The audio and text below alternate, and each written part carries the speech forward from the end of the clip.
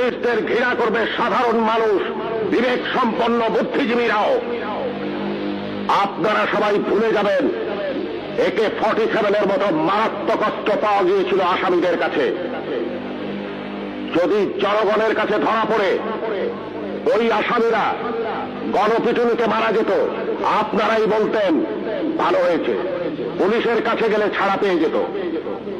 একটা কথা মনে রাখবেন, পুলিশ কখনো আসামি ছাড়ে না।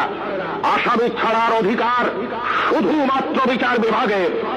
বলুন তো, AK-47 মতো রাইফেল কেন এদেশে আসবে, যা শুধু যুদ্ধক্ষেত্রে ব্যবহৃত হবে? কেন AK-47 বাংলাদেশে আসছে? কিসের আলামত? 9 শুটার বন্দুক কেন টিসিবির মাধ্যমে হাজার হাজার বন্দুক সাধারণ মানুষের হাতে তুলে দেওয়া হচ্ছে? কেন? কে জবাব দেবে?